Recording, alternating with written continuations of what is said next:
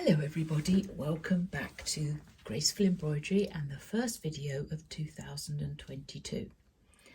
Today I'm going to apply the dimensional petals which go onto the Rosemaling Christmas collection.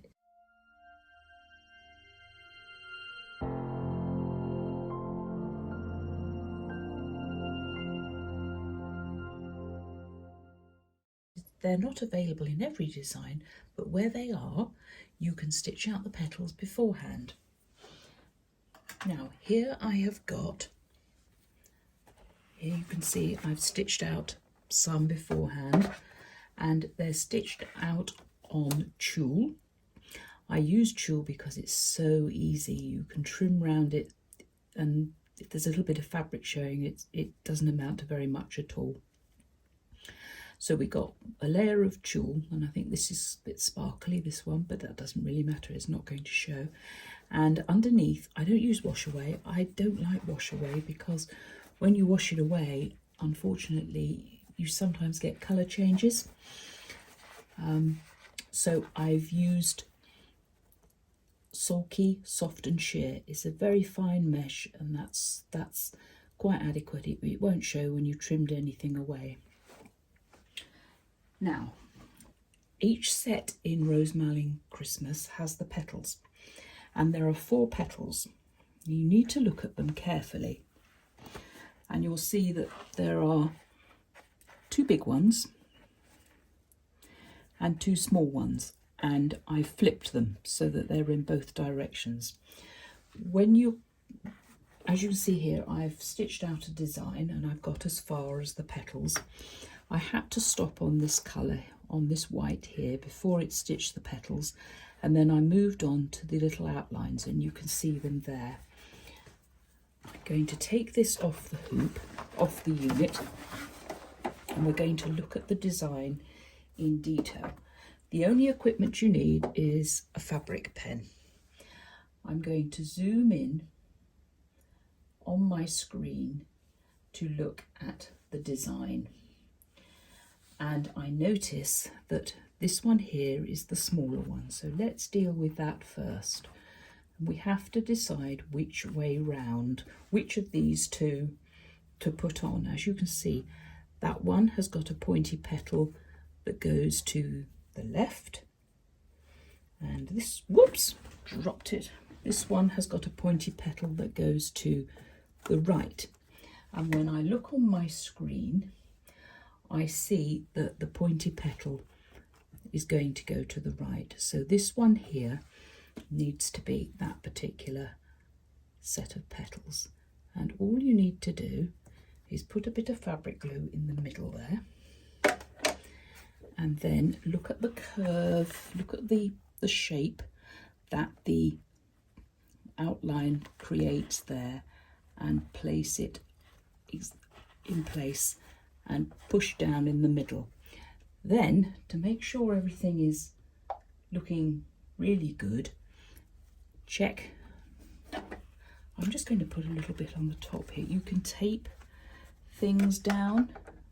Sometimes it helps if you put a little bit top and bottom. Now I'm looking at the design on my epic, and I'm looking where this pointed bit should be in relation to this scroll here, and it seems to be, whoops,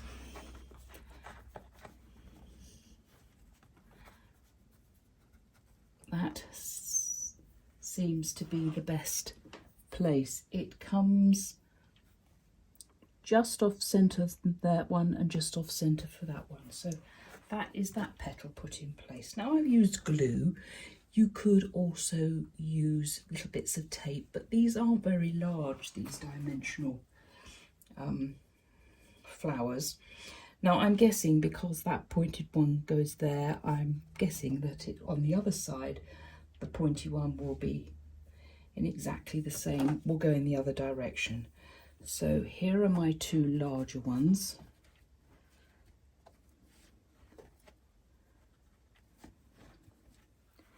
Don't hurry this bit, take your time. And are these both? Yeah, there's the pointy bit sticking out there. And this petal here is it's like a double, very shallow one to give some depth to the, no, it's definitely not that one. So once again, I'm going to put the glue here, and then I'm looking at the machine and I can see the petals sit just off this lily here, and they don't quite touch this white bit here. So let's look at the shape. There is an overlap. I've designed it such that it overlaps, and you will, I've actually made these petals just a little bit bigger than the petals that are in the actual designs. I think I enlarged them down 10% just to give them that little bit of,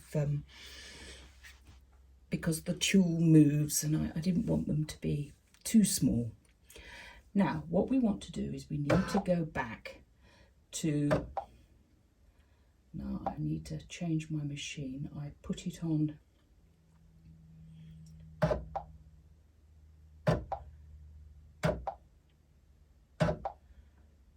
I'm just finding the outlines. Here are the outlines. Now, I suggest, if you're not terribly confident, that you stitch the outlines again, and then you can check that your alignment is right, because once you start doing the gold or spring moss, I love the name of that that particular thread. I'm going to do it in white, and then we can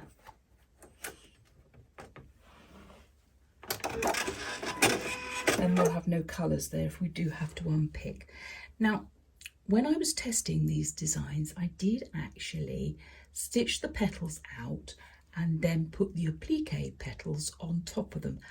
I wasn't happy with the results. I thought it was a little bit bulky and didn't look good, but that's just my personal preference. You may want to create a layered flower in that way.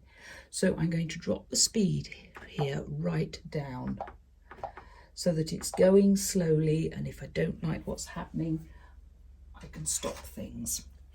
I've got my purple fang, which means that I can touch things near the needle without hurting my fingers. I'm going to zoom in and take the camera down. There we are. And just move it slightly like that so you can actually see what I'm doing. And let's hope our first attempt goes right. I'm just checking again. And we've dropped the speed, so let's see what happens.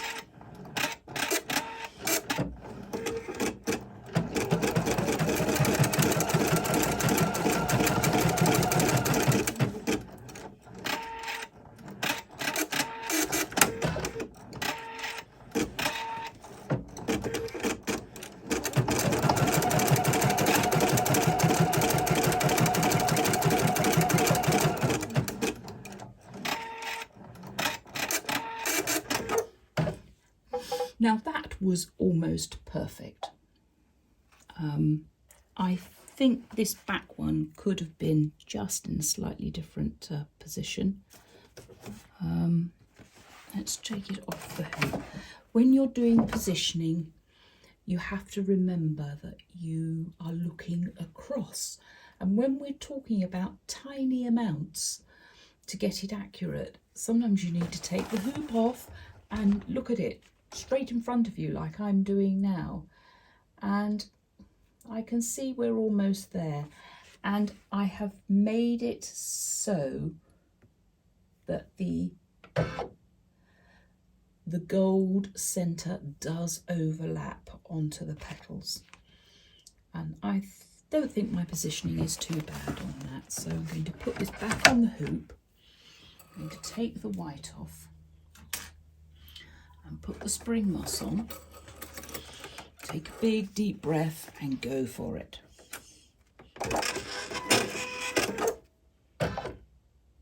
take it through to the gold.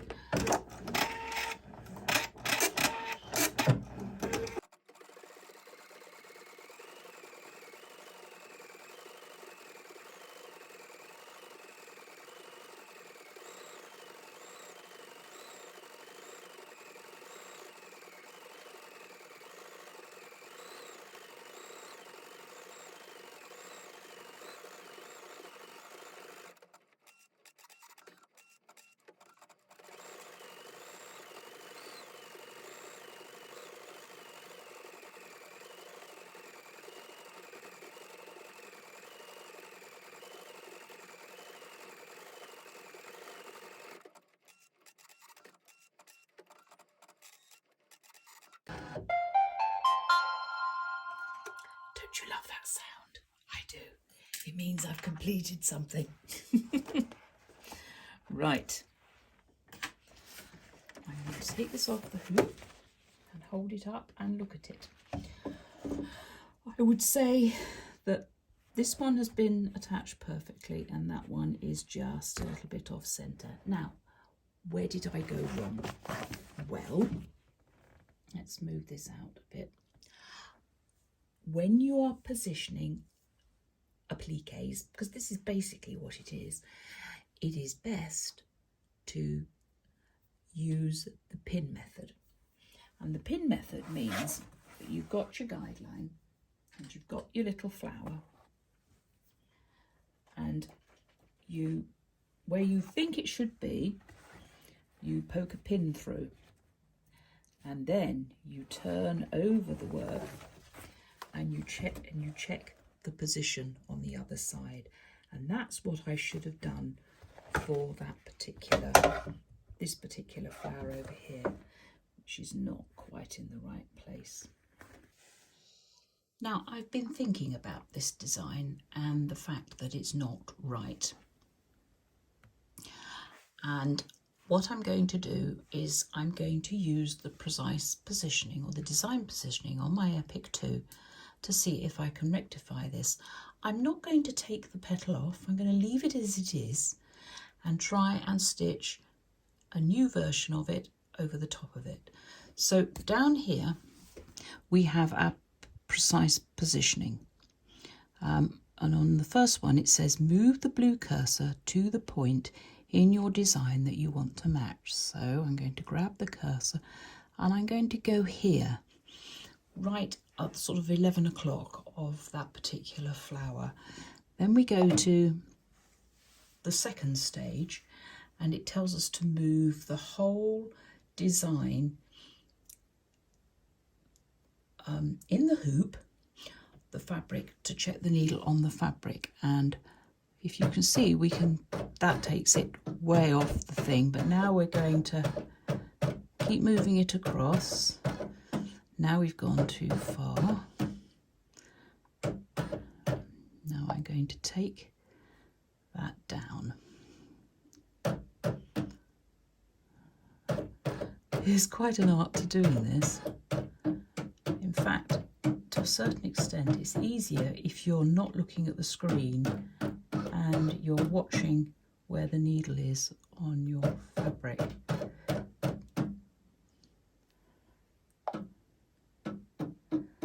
And you can use the arrows as well, as you can see I'm doing here. When you use these, you realise what tiny amounts the machine is moving.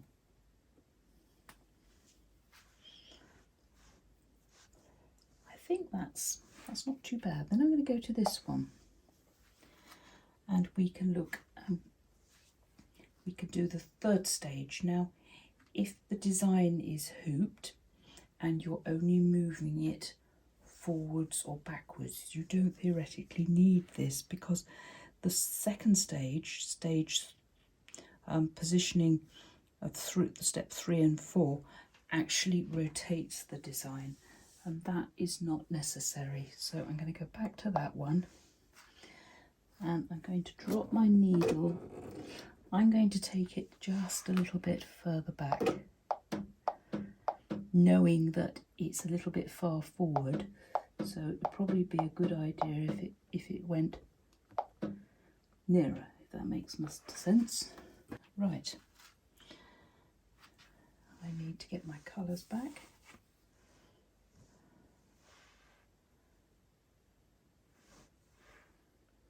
Click OK. And we're going to the last colour. And it's going to do that flower first. There are 863 stitches in this section. If we click this button here, I would say that this one is bigger, so let's go for 500 and see where we aim there. It's still on that one, but it can't be. Whoops. Now what I did think was that if I've stitched this one twice, the centre, and not this one, they're going to be some inconsistency. But because I've edited the design, I took that design, I deleted that design and put the design back on the machine, the original design without the editing.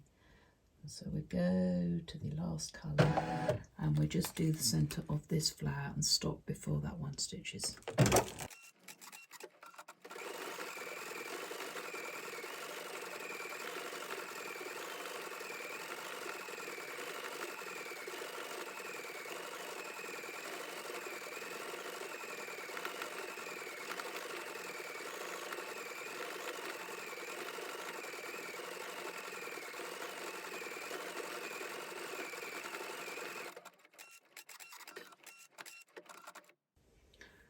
Right, that's that done. Let's turn that off, take it out of the hoop and have a look.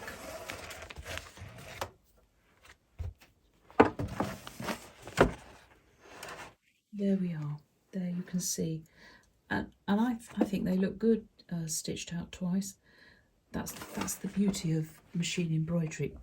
Often when you make a mistake and you have to rectify it, you actually discover another way of stitching these out. So those are the dimensional hellebores from the Rosemaling Christmas collection. But that's the general idea as to how you do these dimensional hellebores, or Christmas roses as they're called. But remember, although this collection is called Rosemaling Christmas, and this particular design here does have lilies and pine leaves, there are still an awful lot of Rosemaling designs which are non-seasonal, so you can take those out of the collection and use them for any type of project.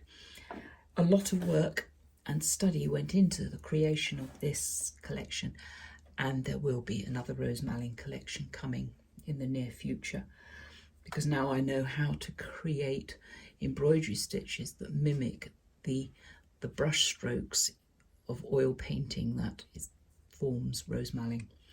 Hope you found that useful, and I would love it if you leave a comment, subscribe to the channel and say hi. I just want to say, at the time of this video, the collection is still available at its pre-order price of $25 for each of the sets, or just $35 for all 4 sets. If time has passed and that offer comes to the end on the 17th of January 2022, pop back to Graceful Embroidery, because I have lots of offers on various times throughout the year, and always especially in September and October when I have my birthday event. I hope you're inspired at the beginning of the year and that you create some wonderful art on your embroidery machine this year. Take care, happy hooping, until next time, bye for now.